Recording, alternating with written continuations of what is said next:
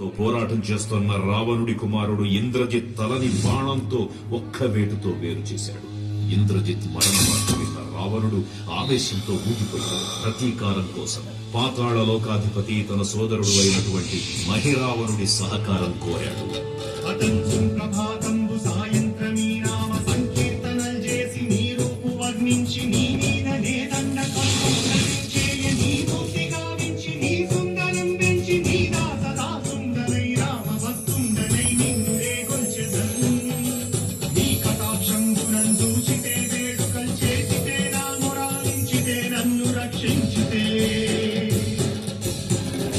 తంత్ర విద్యలో ఆరితేరిన మహిరావణుడి దాడి గురించి విభీషణుడి ద్వారా ముందుగా తెలుసుకున్న హనుమంతుల వారు తన ప్రభువుల విశ్రాంతి మందిరానికి కాపలా ఉండగా ఆ దుష్టుడు లోపలికి ప్రవేశించడానికి పలు ప్రయత్నాలు చేసి చివరికి మాయోపాయంతో విభీషణుడి రూపం ధరించి మందిరంలోకి ప్రవేశిస్తాడు. నిద్రిస్తున్న రామలక్ష్మణులను అపహరించి పాతాళ లోకానికి తీసుకుని పోతాడు.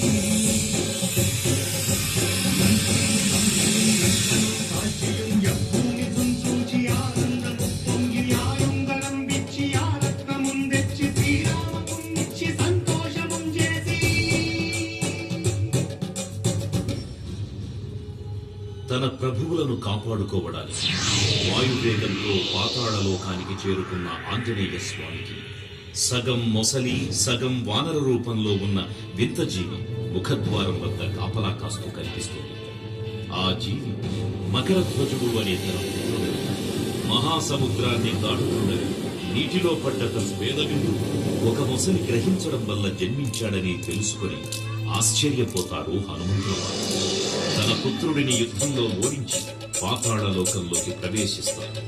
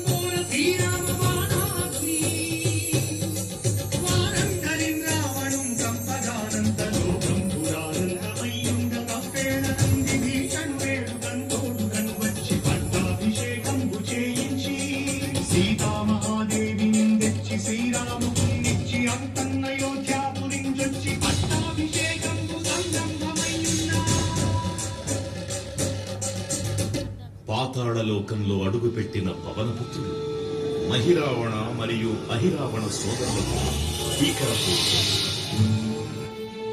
5 దిక్కులలో ఉన్న 5 దీపాలను ఒకేసారి ఆర్పడం ద్వారా మాత్రమే వారి మరణం సంభవిస్తుందని చెప్పగారు. అప్పుడు మహాబలి 5 ముఖాల ధారణ చేసి పంచముఖ ఆంజనేయునిగా అవతరించి ఏకకాలంలో 5 దీపాలను ఆర్పివేసి ఆ దుష్ట సోదరులను తుదముట్టిస్తాడు.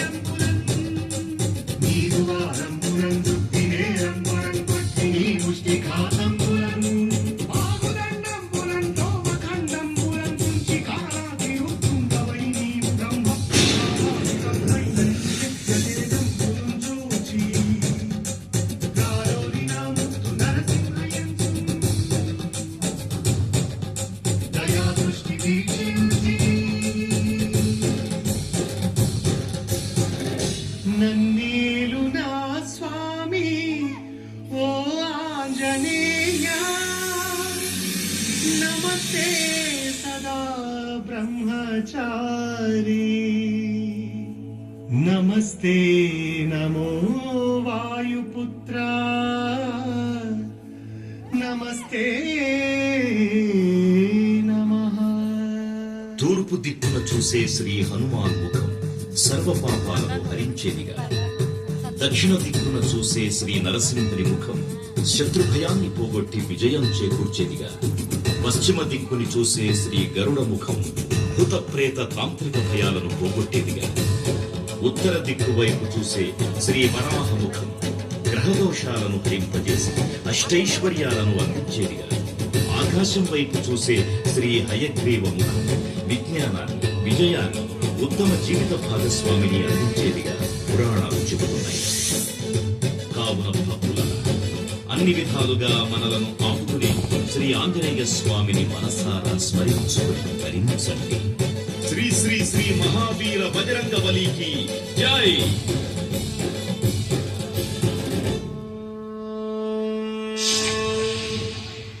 జై శ్రీరామ్, జై జై శ్రీరామ్. భక్తులకు ముఖ్య విజ్ఞప్తి. ఇప్పుడు 60 అడుగుల శ్రీ అభయాంజనేయ స్వామివారికి మహాహారతి కార్యక్రమం నిర్వహించబడుతుంది. కావున